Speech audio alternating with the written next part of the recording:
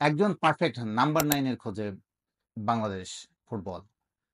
বাংলাদেশ বিশেষ করে সিঙ্গাপুরের কাছে হারের পর আরো বেশি করে যেন ফিল হচ্ছে একজন জাত স্ট্রাইকারের, একটা ভালো মানের সেন্টার ফরওয়ার্ডের। সেই নাম্বার 9 এর সংকটটা কে দূর করবে? কিভাবে দূর হবে? এই সংকটের মধ্যে যে নামটি আমি খুব বেশি লক্ষ্য করছি, আমার কনটেন্ট তো বটেই, সোশ্যাল মিডিয়াতেও নানা জায়গায় যে নামটা, জায়ান হাকিম। জাহান হাকিমের কথা আমি আগেও বলেছি। আমার আগেও একটি কনটেন্টে বলেছিলাম, হামজার বন্ধু, লেস্টারশায়ারে বড় হয়ে ওঠা, জন্ম। এই ফরোয়ার্ডকে বাংলাদেশে আনার ব্যাপারে আমরা বেশ কিছুদিন ধরে নানা রকম কথা শুনছি। বাট তার আনার প্রসেসটা সম্পর্কে আসলে কতদূর এগুলো, সেটাই আমরা শুনতে চাইবো যারা এটা নিয়ে কাজ করছে। তার আগে আমি একটু জায়ান হাকিমকে নিয়ে একটু সংক্ষেপে বলে নিই। কেন মানুষ জায়ান হাকিমকে নিয়ে এত ইন্টারেস্ট ফিল করছে সেটা তো শুরুতেই বললাম। সিঙ্গাপুরের বিপক্ষে বাংলাদেশ, বিশেষ করে ফরওয়ার্ড লাইনে বাংলাদেশের যে ব্যর্থতার পরিচয়, বাংলাদেশের ফরওয়ার্ডরা যে গোল দিতে পারছে না বা বাংলাদেশের ফরওয়ার্ডরা যে ব্যর্থ হয়েছে, এটি নিয়ে মানুষ খুব চিন্তিত হয়ে পড়েছে, ফ্যানরা খুব চিন্তিত হয়ে পড়ছে। গোলই যদি না দিতে পারেন, ফুটবলে জিতবেন কি করে? বাংলাদেশের ফরওয়ার্ড লাইনে যারা ছিল, যেসব ফরওয়ার্ড, সবাই মোটামুটি ফেল করেছে। বাংলাদেশ দলে দুজন স্ট্রাইকার, বিশেষ করে ধরুন আলামিন, তাকে আপনি গেম টাইম দিচ্ছেন একেবারে শেষের দিকে এসে, যখন 2 গোল হজম করে ফেলেছে সিঙ্গাপুরের বিপক্ষে বাংলাদেশ। গোল করার তাড়া যখন, তখন লাস্টের 10-15-20 মিনিটের জন্য বা এরকম সংক্ষিপ্ত সময়ের জন্য আলামিনকে নামানো হলো, ফাইমও নামলো তার আগে। তাড়াহুড়ার সময় যখন আমাকে গোল দিতে হবে, গোল দেওয়ার তুমুল চাপ, তীব্র চাপ, তখন আমি ফিল করছি আমার স্ট্রাইকার নামাতে হবে। তো ওই সময় ওই বেচারার যে অভিজ্ঞতা, খুব একটা গেম টাইম সে আগেও পায়নি। সাবিয়ার কাভারেরা গোল আদায় করতে যাচ্ছে তাদেরকে দিয়ে, এবং তারা যে একটুকু সময় পেয়েছে, আলামিন, ফাইম, তারা চেষ্টা করেছে। কিন্তু তারপরেও অ্যাবভ অল বাংলাদেশের ফরওয়ার্ডদের কোয়ালিটি, স্কিল, সবকিছু মিলিয়ে এখন খুব তীব্রভাবে ফিল হচ্ছে গোল করার ভালো স্ট্রাইকার দরকার। এই কারণে অক্টোবর নভেম্বরের উইন্ডোর আগে বাংলাদেশের ফরওয়ার্ডের এই সংকট দূর করার আগে কি করণীয় সেটি নিয়ে হচ্ছে আলোচনা। এবং যারা জাহান হাকিমের ব্যাপারে কাজ করছে, এরকম একটা sports management group, conference sports ম্যানেজমেন্টের কো ফাউন্ডার আবিদ আনোয়ারের সঙ্গে আমার কথা হচ্ছিল কদিন আগে। তিনি জাহান হাকিমের ব্যাপারে বলছিলেন আমাকে, বাংলাদেশ ফুটবল ফেডারেশন যদি ইন্টারেস্ট শো করে, সেক্ষেত্রে 1.5 মাসের মধ্যেই হয়তো জাহান হাকিমকে বাংলাদেশের আনার প্রসেসগুলো শেষ করা সম্ভব বলে তিনি মনে করেন। আবিদ আনোয়ারের কাছে একটু জেনে নেই, শুনে নেই তাদের আসলে কি ধরনের প্রক্রিয়ার মধ্যে যেতে হয় এবং জাহান হাকিমের ব্যাপারে কতদূর তারা এগুলো।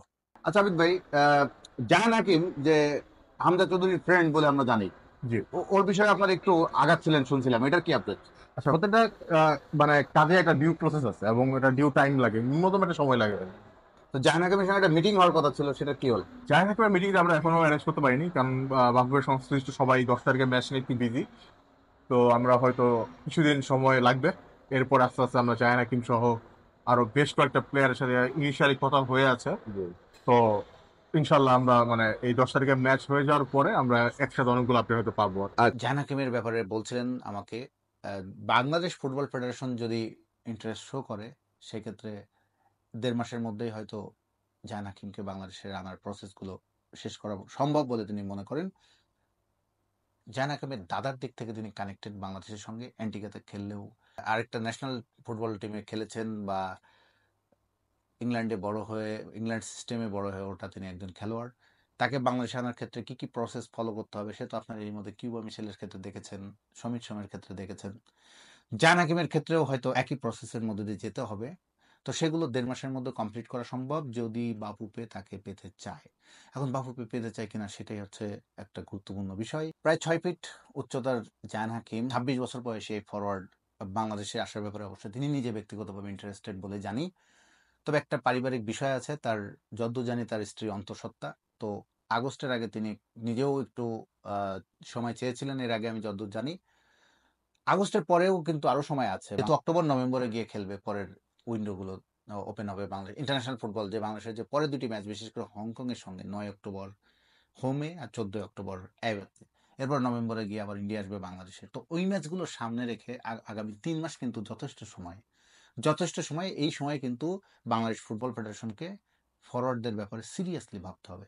বাংলাদেশের ফরওয়ার্ড যারা আছেন তাদের প্রতি উইথ ডিউ রেসপেক্ট, তারা অবশ্যই তাদেরকে সম্মান জানাতে হবে। তারা বাংলাদেশের লোকাল সিস্টেমে বড় হয়ে ওঠে। বাট তাদের স্কিল, ফিনিশিং এর দুর্বলতা বা হামজা চৌধুরী, সমিত সোমদের তৈরি করা বল, বাড়িয়ে দেওয়া বলকে কিভাবে তারা ফিনিশিং দিবে, একটা গোলের দেখা পাবে, সেখানে যেন তাদের কত পিছিয়ে, তারা কতটা স্কিলের দিক থেকে তারা কতটা পিছিয়ে, তা কিন্তু আমরা এইবার ভুটান এবং সিঙ্গাপুরের ম্যাচে, স্পেশালি সিঙ্গাপুরের ম্যাচে আমরা সেটা খুব ভালোভাবে প্রকট হয়ে উঠেছে বলেই এখন চারিদিকে রব উঠেছে। খোঁজো নাম্বার 9, খোঁজো একজন ভালো ফরওয়ার্ড। বাংলাদেশ ফুটবল ফেডারেশনের প্রতি এটাই যেন আরতি বাংলাদেশের ফুটবল ফ্যানদের।